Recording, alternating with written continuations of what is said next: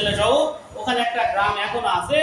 এই জাতি থেকে ওয়াল ইহুদি খ্রিস্টান মুশরিক যত জাতি আছে সবাই আমরা তাদের সন্তান। কোরআনে বলা হয়েছে যে তোমরা তাদের সন্তান, সূরা বাকারাতে সম্ভবত আয়াত আছে, যাদেরকে আমি নূহের সময় নৌকাতে আহরণ করেছিলাম। বলেন সুবহানাল্লাহ।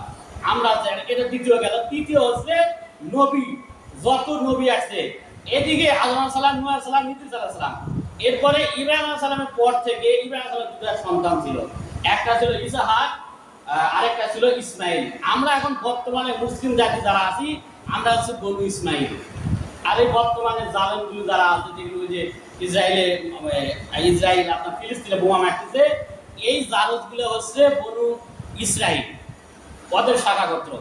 এই জাতি ইব্রাহিম সালাম থেকে শুরু করে এরা দুই ভাই, এই ইসহাক থেকে যত জাতি আসছে বা নবী আসছে সব ওই সময় থেকে ওই গ্রুপে দেওয়া হয়েছে। একমাত্র মুহাম্মদ সাল্লাল্লাহু আলাইহি ওয়াসাল্লামকে আপনার এই কুরাইশ বংশের মাধ্যমে এই বনু ইসমাইলে দেওয়া হয়েছে, যার কারণে তারা বুঝতে পেরেছিল যে মুহাম্মদ একজন নবী এবং তাদের কিতাব তাওরাত, জাবুর, ইনজিল, যে প্রসিদ্ধ তিনটি কিতাব তাদেরকে দেওয়া হয়েছিল। অনেক কিতাব দেওয়া হয়েছিল, আসমানি কিতাব অসংখ্য, 104খানা, এর থেকে বেশি আছে, যেগুলো আল্লাহ রাব্বুল আলামিন উল্লেখই করে নেই, সহিফা, ছোট ছোট সহিফা।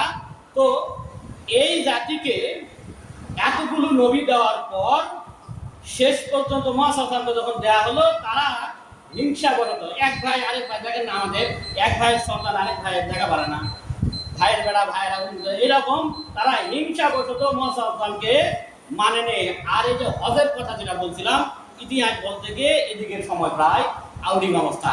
তো হজ, ইব্রাহিম সালামকে আল্লাহ রাব্বুল আলামিন বললে তুমি আযান দাও। আযান মানে কি জানেন? আযান মানে হচ্ছে আহ্বান করা, ডাকা, যেগুলো ডাকা হয়। আযান মানে আহ্বান করা বা মানুষকে ডেকে নিয়ে আসা। তো ওনার বলা হলো আযান দাও। কিসের আযান দাও? তুমি হজের আযান দাও। তো বললে আমি একটা জানি কিভাবে? বলা হচ্ছে তুমি তোমার কাজ করো আর মানুষের কানে পৌঁছে দেওয়ার দায়িত্ব আমার। মহান রব্বুল আলামিন বললেন সুবহানাল্লাহ। তখন তিনি যখন এই হজের আহ্বান করেছিলেন, তখন আলমে আরওয়াহ, রূহের জগৎ এবং এই পৃথিবীতে যারা ছিল, যাদের কানে এই দাওয়াতটি পৌঁছে দেওয়া হয়েছে, বর্তমান সময়ে এবং আপনার কিয়ামত পর্যন্ত এই ব্যক্তিগুলোই হজ করে। বলেন সুবহানাল্লাহ। এরপরে আল্লাহ তাদেরকে আরো বিশেষভাবে কবুল করেন, যারা আল্লাহর কাছে চায় তাদেরকেও মহান রব্বুল আলামিন দেওয়ার সুযোগ করে দেন। বলেন সুবহানাল্লাহ। এখন হাদিস শোনেন, যে ব্যক্তির উপর হজ ফরজ হয়েছে, কাদের উপর হজ ফরজ হয়েছে? যার উপর হজ ফরজ হয়েছে ওই ব্যক্তি যদি না যায়, তাহলে ওই ব্যক্তিকে বলা হচ্ছে হতভাগা, কপাল পোড়া। যার উপর হজ ফরজ হয়ে গেছে, হজ কিন্তু আপনার শারীরিক সক্ষমতা অনেক কটা দিক লাগে, সুস্থতা, এক কথায় যুবক মানুষ, ওখানে সাফা মারোয়া, এখন তো এসি করা হয়েছে, এয়ার কন্ডিশন করা হয়েছে। আর মা হাজরা যখন এই পাহাড়ে দৌড়াদৌড়ি করতেছিলেন, অনেক হাজরা হজ করে আসে, আমার তো যাওয়ার সুযোগ হয় নাই, আমাকে আল্লাহ এখন অতখানি তহবিল দেয় নেই। তো যারা গেছে আমি বলতেছি এয়ার কন্ডিশনের মাধ্যমে যে আপনি দৌড়াদৌড়ি করেন, কাছে ঘাম ছুটে যায়। আর মা হাজরা ওই সময় কন্ডিশন ছাড়া, এরকম বর্তমানে এয়ার কন্ডিশন করা হয়েছে, এসি লাগানো হয়েছে, সব কিছু করা হয়েছে, এরপরে দৌড়াতে তাদের ঘাম ছুটে যায়। তাহলে ওই সময় মা হাজরা এরকম খোলা মরুভূমিতে যে দৌড়াদৌড়ি করছেন, তার কি কষ্ট হয়েছে তার। তো ইব্রাহিম সালাম এবং ইসমাইল সালামের মাধ্যমে যে দোয়া করা হয়েছিল, সেই দোয়ার ফল হচ্ছে মুহাম্মদ সাল্লাল্লাহু আলাইহি ওয়াসাল্লাম। আর ইব্রাহিম সালামের মাধ্যমেই এই হজের আনুষ্ঠানিকতা শুরু হচ্ছে, যা কিয়ামত পর্যন্ত থাকবে। ইব্রাহিম সালাম এবং মুহাম্মদ সাল্লাল্লাহু আলাইহি ওয়াসাল্লামের মধ্যে 7টি মিল আছে।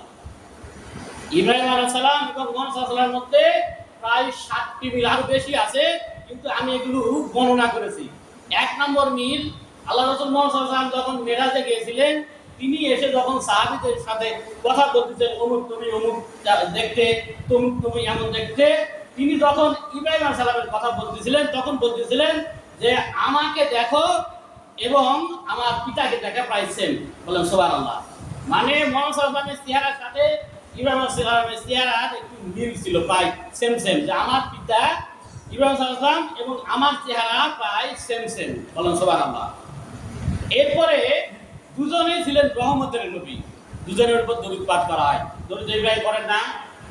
ওখানে কিন্তু আপনি হয়তো অর্থ বোঝেন না, এর আগে ব্যাখ্যা করেছিলাম যে আপনি ইব্রাহিমের বংশের উপরও বা তার উপরে দরুদ পাঠ করেন, তার উপর রহমত কামনা করেন, আপনার বরকত কামনা করে এবং